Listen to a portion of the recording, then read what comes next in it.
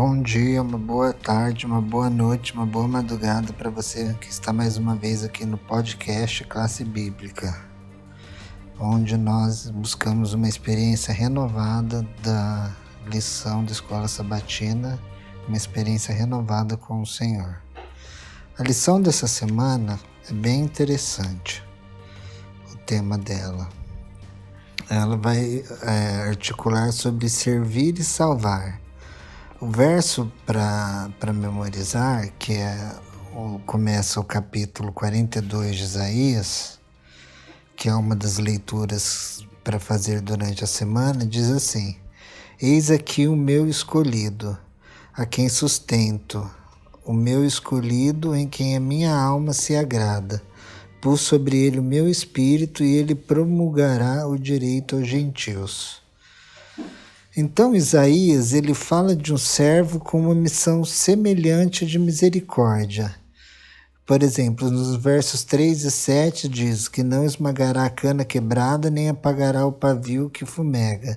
Ele viria para abrir os olhos dos cegos e para tirar da prisão os cativos do cárcere que jamais jazem em trevas. Nós vamos falar uma particularidade do texto, quando nós lemos 42, que é essa questão do abrir os olhos dos servos relacionados ao ministério do Messias. Aí então nós vamos ver quem que é esse servo, quem que qual que é a identidade dele e o que ele realizou. Então, a nação serva, em Isaías 41, vai discorrer sobre Israel. Nós sabemos que no livro de Isaías, Judá é tanto referida como Israel ou como Jacó. É os dois nomes que Isaías se refere à nação de Judá. E também ao todo Israel, que é Kol Israel, que é o Israel conjunto com as 12 tribos. Mas, provavelmente nesse período, a tribo do norte já tinha sido levada ao exílio. Então se refere a Judá. E também ao remanescente das 12 tribos, que é o que leva a mensagem. Então é referida como Jacó ou Israel. Isso nos faz lembrar que Israel é aquele que pelejou com Deus no sentido de se agarrar a Deus e permaneceu. Israel, que significa o nome. O El é o prefixo para Deus, que termina nesse sentido. Então, que foi o personagem do livro do Gênesis conhecido como Jacó.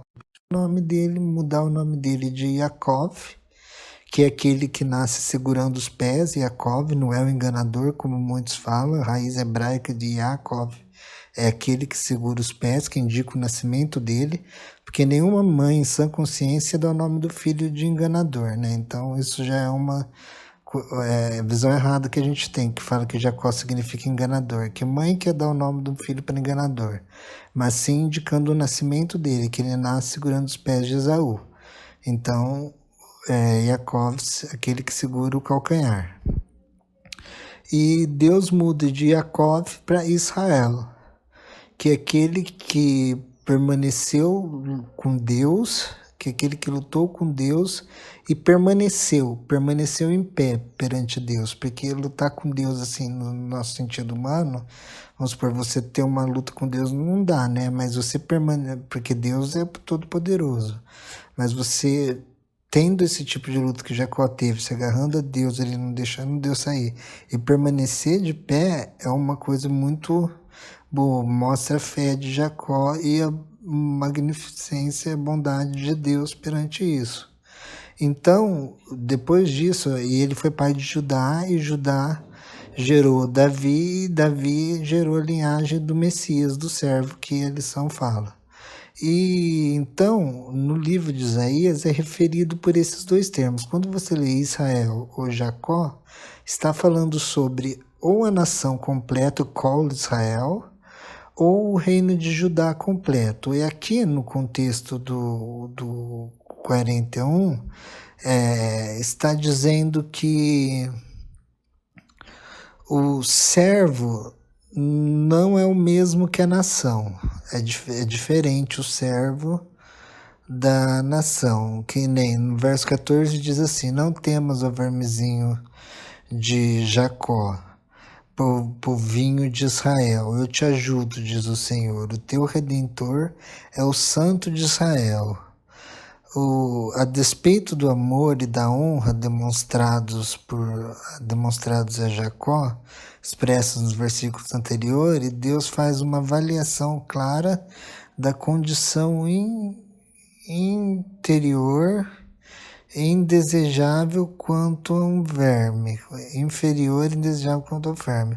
O Redentor, o conceito rico de conteúdo, Redentor, o parente do resgatador, tinha certo poder e algumas obrigações legais, que incluem o seguinte. Então, aqui nós temos comprar de volta a terra da família, que era o resgatador, vendida por um parente por causa de dificuldades financeiras. Aí o 2, comprar de volta um membro da família vendido como escravo pagamento de uma dívida, que é o Goel. O Goel, que é o Redentor, é rico em conteúdo, esse conceito do Goel. Então ele vai ter essas características. Uma alusão à realidade feitas aí 51:3 e cumprir os requisitos do casamento do levirato. Isso é importante, inclusive, para a gente entender Gênesis 38. Só abrindo parênteses aqui. E voltando, fechando parênteses. De acordo com essa lei, quando um homem morria sem ter filho, seu irmão deveria se casar com a viúva. Então, entendeu Onã? Porque o pecado de Onã em Gênesis 38. Importante isso, a lei do levirato, para cumprir. Voltando aqui, seu irmão deveria se casar com a viúva, o primogênito dessa união seria considerado o filho herdeiro do falecido. Tal linhagem é ecoada em 49, 20, 21, e mais uma vez no capítulo 54, 1, 4 e o 5. E também o Goel, ele tinha uma característica muito interessante, que era vingar o assassinato de um parente, isso está em Números 35, chamar Deus de Redentor sugeria que ele satisfará todas essas necessidades. Eram os vingadores de sangue, os Goels. Então, esse texto aqui que nós lemos reflete isso. E nós vimos de Jacó, se referindo a Jacó. E também, Deus ele assegura que Israel, que a nação, ainda era servo do Senhor, era servo de Deus. Então, aqui ele está... Ao contrário da ideia do que muitos pensam, Israel não deixou de ser uma nação de Deus. Judá não deixou de ser uma nação divina. Não que que o país de Israel hoje é uma nação divina. O país de Israel hoje foi fundado em 1947. Esse país de Israel não tem a ver com os judeus. Então, os judeus, ainda ao contrário do que muitos pensam, vocês podem ver o pensamento de Jacques Ducamp, o pensamento oficial da igreja, que Israel ainda é o povo de Deus. Não significa que é o povo que mantém a aliança remanescente. O povo da aliança, o povo remanescente, tem uma mensagem para os judeus. É importante nós entendermos isso, pois em Malaquias 4, a última profecia do Antigo Testamento, que vem o terceiro Elias, é uma mensagem para o povo judeu, que isso enquadra o movimento do remanescente no tempo do fim. Mas antes do remanescente no tempo do fim falar, precisaria vir o Messias, o Messias. E que no capítulo 42 diz assim, começa como nós lemos o verso para memorizar, diz assim: eis aqui o meu servo, a quem sustento, o meu escolhido, a quem minha alma se compraz, e pus sobre ele o meu espírito, e ele prolongará o direito para os gentios. Então aqui está falando que as boas novas do evangelho, que os judeus, que era restrito aos judeus, vamos dizer assim, esse esclarecimento sobre a salvação, sobre como que se dava a salvação através do santuário, através dos rituais, através do sumo sacerdote, que se daria através do servo, depois tornaria sacerdote, sumo sacerdote, e expiaria os pecados de todos, prefigurados no santuário. Essa forma didática que Deus ensinou como que o pecado seria expulso através da morte do Cordeiro, tudo não ficaria estendida somente ao esse que é as boas novas do Evangelho na Bíblia hebraica, né, no Antigo Testamento, no Primeiro Testamento, ele se refletiria também aos gentios, aos não-judeus. Então nós vemos essa lógica do povo que não faz parte do reino de Judá, que não faz parte do reino de Israel, do reino de Jacó, já no Antigo Testamento, na Bíblia hebraica. Então, essa ideia que as pessoas têm de que o Antigo Testamento é exclusivista, é só Israel, não tem os outros, não vai contra os próprios textos da Bíblia, que nós vemos aqui Isaías falando que ele promulgará o direito para os gentios. Então, os gentios já estão colocados na profecia. Ele ia receber o Espírito e ia promulgar o direito para os gentios.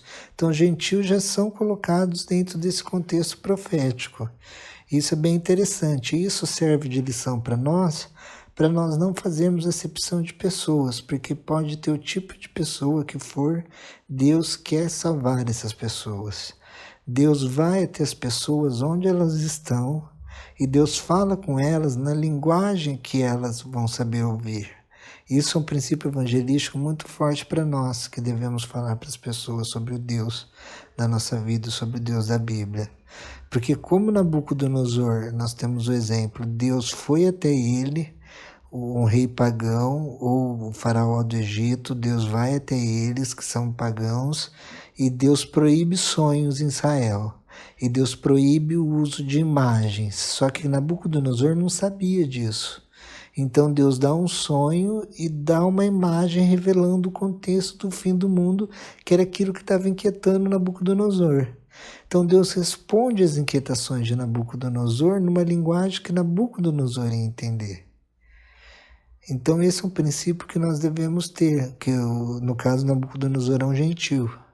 Então os gentios fazem parte do povo da aliança também.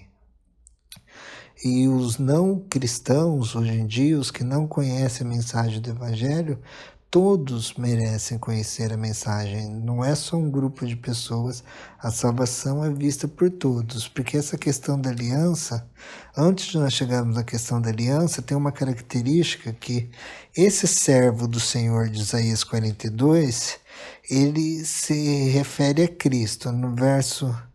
o Isaías 42, 1 a 9, introduz uma primeira das 4 passagens de Isaías que se tornam conhecidas como os Cânticos dos Servos.